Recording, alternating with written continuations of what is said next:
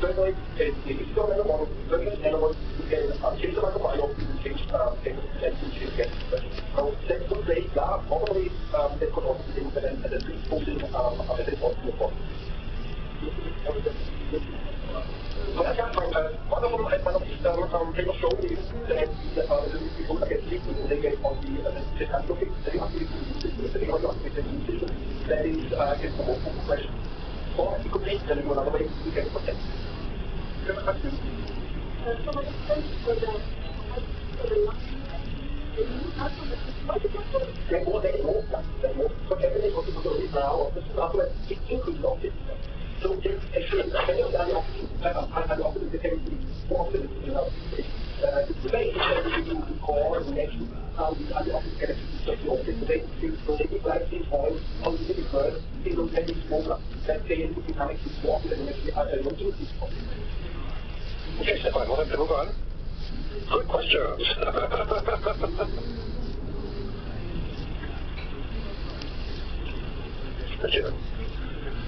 And Dave Wheat's going to talk about biochemistry. Looks like he stepped out of the room for a second. He's having a busy day. He just got back in town. There he is. Come on, Dave. Okay.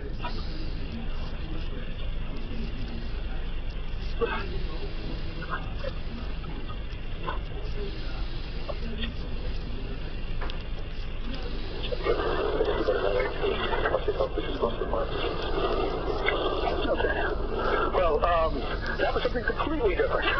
We're going to continue today with today's lecture about more of the vocabulary, what actually makes up the redox biology. Last time I talked to, was a week or two ago, we talked about the chemistry, the fundamental chemistry, and what you see with Stefan's talk, things get very confusing when you start going into deeper and deeper into biology, because frankly, every cell has redox biology.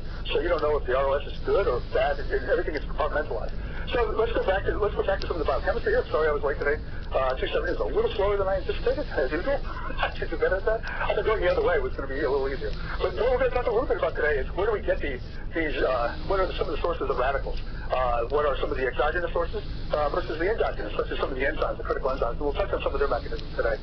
Also, one of the important aspects of redox biology is the fact is how do you detoxify? Just like any signaling phosphorylation, you also have dephosphorylation. Well, in the case of redox, you have to have antioxidant enzyme systems, which are often much more effective than antioxidants themselves.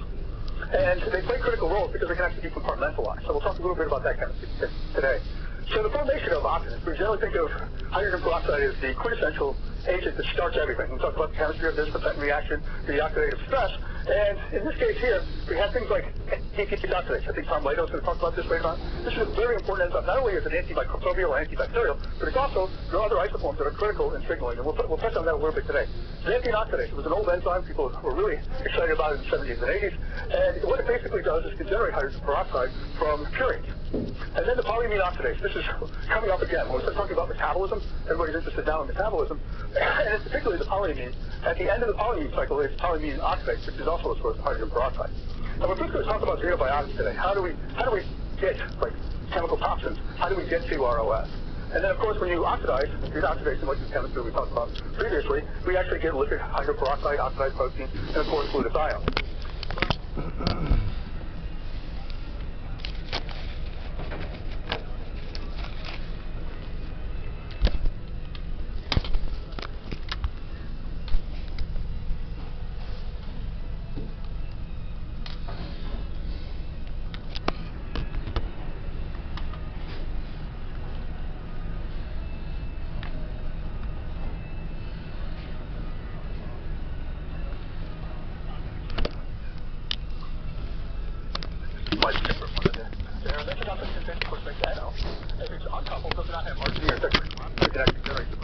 So it can be both an NO producer and also a peroxide generator as well. So NO, as we talked about, can also be an antioxidant. And a lot of times what we found in this system here, and we'll touch a little bit upon it a little bit later, is that NO can actually abate oxidative stress, and oxidative stress can abate NO. This is actually critical in the signaling of these two redox species.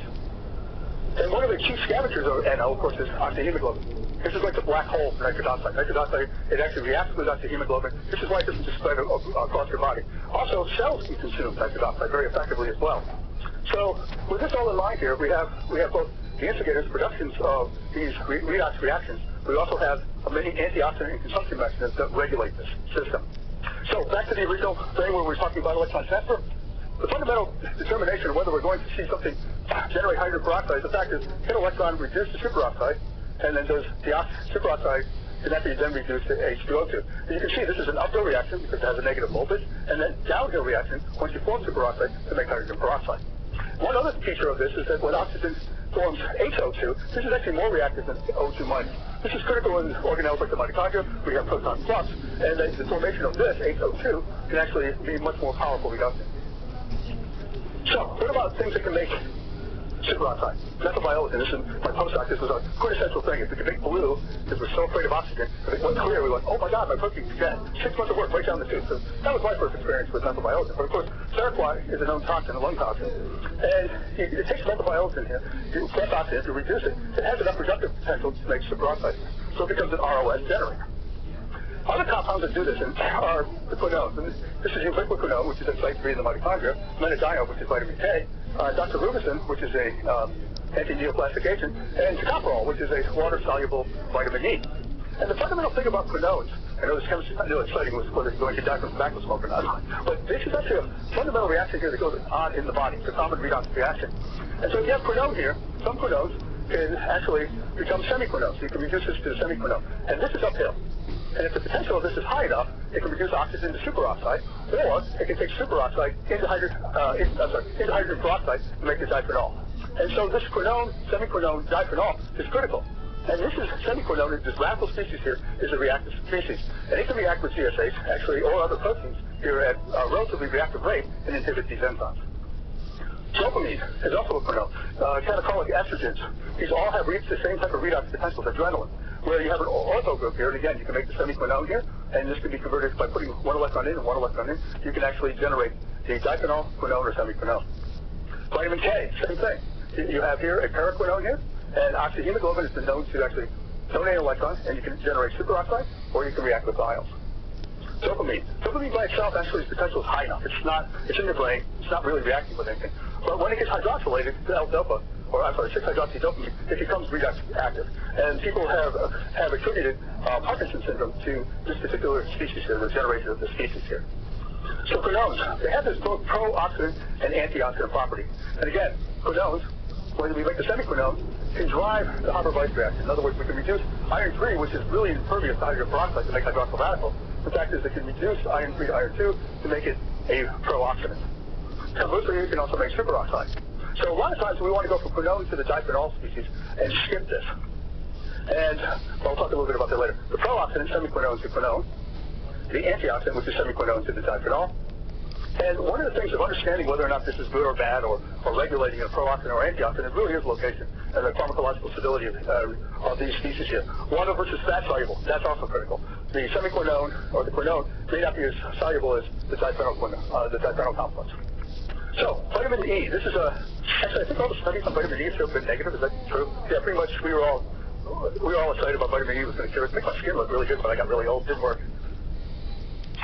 So, but anyways, it was all the rage in the 1990s, and one of the things is you have tocopherol, this is a vitamin E analog here, and you can take the radicals, hydroxyl radicals, lipid radicals, even NO2, and you generate the tocopherol radicals. Now the good thing is that this is much less reactive than these species here. It's not likely to go on and modify DNA or modify proteins here. And things like coenzyme Q in the mitochondria, the reduced form, can actually oxidize here to the semiquinone form and further get reduced. Another interesting thing is that this quinone, semiquinone here, can react with ascorbic acid to regenerate the original tocopherol here. So we actually set up a cycle with ascorbic acid, which is now exchanging this radical here in ascorbic acid. Keratins have a very similar effect. They're not quinones, but they can react with radicals here, and they form a polyunsaturated radicals here, which then can react with ascorbate here to form much more stable complexes. Now, how are some of these xenobiotics metabolized? Stefan actually mentioned NADPH quinone reductase, NC1, versus the cytochrome P450s. Now, cytochrome P450s are these enzymes that have a reductase domain and a heme domain.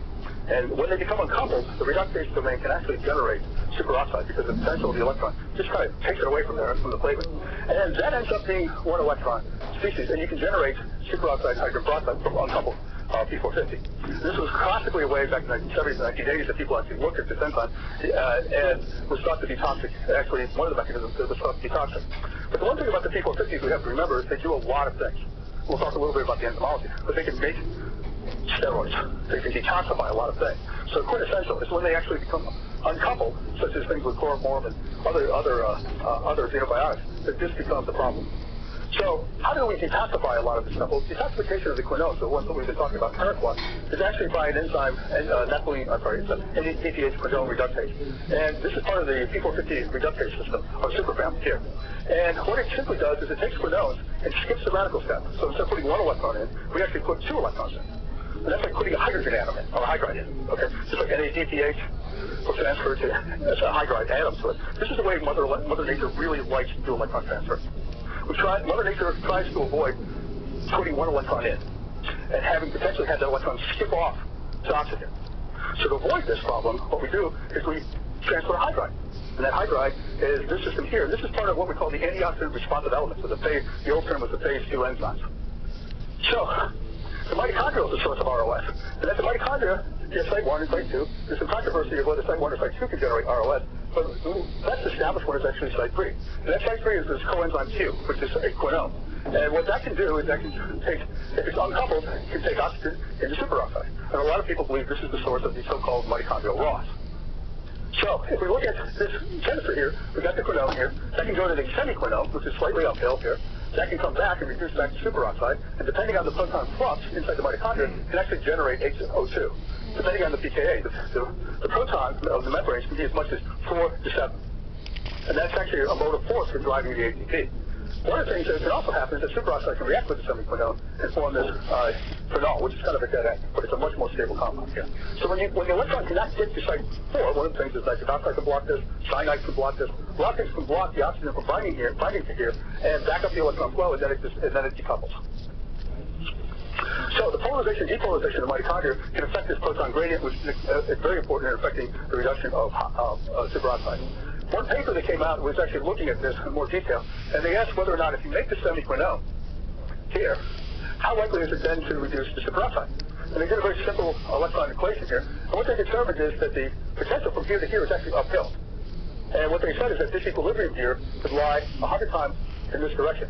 So it's not easy to generate free superoxide in the mitochondria. There's always this myth that superoxide is floating around. Well, it doesn't. In fact, people like Henry Foreman have gone in and measured this a long time ago, and they show that this is at femtomolar levels at best. But how we actually see superoxide is it can be trapped. It can be trapped by a spin trap. So if it gains this equilibrium here, it can generate hydrogen peroxide, but more importantly, manganese SO2. This was SO2 that Stefan showed earlier. This actually controls the superoxide, converted safely into H2O2, which then increases your oxidative capacity. And it can trap it here. One of the things that's decoupling to make peroxynitrite, once you make peroxynitrite, it actually, in the presence of CO2, just rapidly goes to nitrate. So this is a way of bleeding off your electron flow from site 4. So it's not always straightforward how these systems actually work. You've got to actually kind of put it into context of where the electron flow is. This is just an old chemotherapeutic agent, bleomycin. This is an example of interspheral reduction of electrons. You have an iron-3 complex. Iron-3 doesn't really like to bind iron. Oxygen, like if you have methemoglobin, you can't bind oxygen, right? That's the best way to think about that. But if you put an electron in there, it's produced by the cell, especially under hypoxia and other things, then it can bind to oxygen. And once it binds to oxygen here, it produces fenton-like chemistry. When we're talking about these ferrol and hydroxyl radical-like things, these are what can damage DNA. This is why it then damages the cell.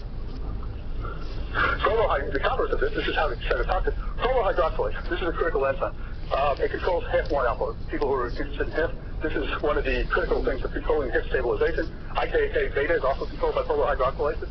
Also, everybody keeps forgetting, so is collagen. So collagen, prolyl hydroxylation of collagen determines how stiff collagen is. And this reduction in the electron is mainly by ascorbic acid. So lack of vitamin C, scurvy, they have all sorts of problems. And this is the major cause of scurvy because we're not reducing the prolyl hydroxylase. But how prolyl hydroxylase works is that it forms this species here. This species is capable of hydroxylating proline onto HIF. When it hydroxylates proline, it then makes it susceptible to the E3 ligase, which then consumes it. So as long as oxygen's there, HIF is not stabilized. Once you take oxygen away, you can't form this complex, it's then stabilized. P450s, this is one of the classic heme protein oxidants. It's kind of like, I always look at P450s as like putting a bomb in a box. If you take the heme out of there, the electron potential of the P450s is way up there. It's like 1.8. Remember, hydroxyl radical is 1.9 to 2 volts. This is like 1.8, so it can hydroxylate anything. But because this box has certain shapes and certain ways of getting in, it oxidizes only specific substrate. So Mother Nature, of course, puts all these little bombs, like a nuclear reactor, inside these beautiful proteins, which then allow only specific substrates. Well, how the redox reaction works is you have this resting state, the iron-3. That actually, you get an electron. Once you make the iron-2, it allows oxygen to bind. You get further reduction, and you generate these iron oxyl species here, which actually are very powerful oxidants. They can hydroxylate substrate, they can oxidize substrate, and they can actually then go back to when they've oxidized the substrate, they go back to the resting, and they start over again. And so the reductase of this takes NADPH, flavins, FMN, and pushes the electrons into the P450s. Cornell's can decouple this process here, stealing the electrons here, and in fact is reducing oxygen and decoupling. So any questions up to now? Sorry, this is the boring part. Really bad at 5 o'clock. I get the boring ones. I don't even talk about my stuff. But anyway, enzymatic generation of reactive oxygen species. What is the purpose of having reactive oxygen species? Well, primarily it's antimicrobial. Interestingly enough, mice don't use ROS. When you're doing mice, you get data in mice, they tend to use more NO than they do ROS. And it's also a byproduct of metabolism. We always had this joke. If you breathe, you have redox. Just by the virtue of breathing. You always say because we're living and we're generating all these species here, we're irradiating ourselves because we can generate this. That's not quite true. Mother Nature's much smarter than that. But yeah. But the other critical thing that ROS has become, and probably as important as anything, is ROS is important in signal transduction mechanisms. So, where do they come from? Where does hydrogen peroxide come from? Well, you can go in the catalog and I want to generate hydrogen peroxide myself, right? Glucose oxidase is great because you actually directly produce hydrogen peroxide. You don't have the intermediacy of superoxide. Polyamine oxidase it's funny, we learned about this back in the 70s and 80s in metabolism. Didn't think much of it, but now it's coming back because there's differentiation between polyamine pathway versus other arginase pathways. So this can generate H2O2 and ketosine. Xanthine oxidase, this is associated with either generation of urate. You have urate in your blood of 200 micromolar. And it generates superoxide and H2O2 or hypoxanthine, which generates xanthine and H2O2 and superoxide and H2O2, and of course NADPH oxidase. So xanthine oxidase, the purpose of this is purine metabolism. Is to get rid of excess purines, it's secretion of milk droplets, detoxification of aldehydes, and it generates ROS. Presumably, it's exported from the cell as part of the antimicrobial machinery. So xanthine, if it's xanthine dehydrogenase, simply converts purines to uric acid and NADH. This is under normal conditions, and so we preserve the electron flux. But if we have disease or injury, there's a protease that clips the dehydrogenase and generates xanthine oxidase, and you generate superoxide H2O2. Hypoxia will do this. So during ischemia reperfusion injury, xanthine dehydrogenase will then be converted into xanthine oxidase to generate hydrogen peroxide. Because if you think about it, it's the biological quick disinfectant. I mean, when you get a cut, what do? I dump hydrogen peroxide on there. And so that's one of the ways that we do things. So, how does it work? This is actually kind of a unique enzyme here. It's kind of a molybdenum center. Not many enzymes have a molybdenum center. I have to admit, I did my postdoc molybdenum enzyme, so I'm kind of biased towards molybdenum.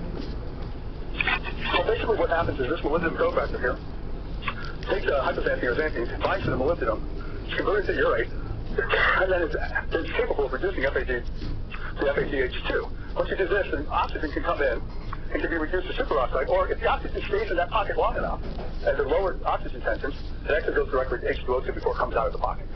So this enzyme has the capacity, depending on how much oxygen there and what is the electron flux, of generating both superoxide and H2O2. So a lot of people use this in your cell media to generate ROS. It's a classic way of doing it. Under those conditions, you generate about 20% superoxide and about 80% H2O2. Just for your reference. NADPH oxidase. Again, I'll leave this to Tom Lato. He's going to give a nice lecture later on. NADPH, it's an antimicrobial. That's one of its biggest functions here. It regulates cell surface signaling, and it's a regulation of physiological functions. It's a really important class of enzymes. There's several different isoforms here, and I didn't include them all here, but Docs 1, 3, 4, and 5 are generally thought to be more regulatory. 2 is actually part of the innate immune system. Membrane bound, this is what is produced. These ROS are produced in the membrane. The big player is GP91-FOX and P21, but there's regulators that all have to come together in the cytoplasm in order to activate this enzyme. So it's a very highly controlled enzyme. And if we look at this, this is actually what's happening in the membrane. These are 2 iron centers here, and those iron centers can transfer electrons directly through outer-sphere electron transfer to oxygen to generate superoxide. This is the GP91-FOX system here. But in order for this to take place, it has to facilitate this FAG. You have to have P21, RAX, GP67, P40, P47. If you knock one of those out, in many cases you reduce the NADPH oxidase activity. Nitric oxide synthase. Nitric oxide synthase has emerged as one of the big players of physiology. Again, they gave the Nobel Prize in 1998 for its regulation of the endothelium and cardiovasculature. Since then, it has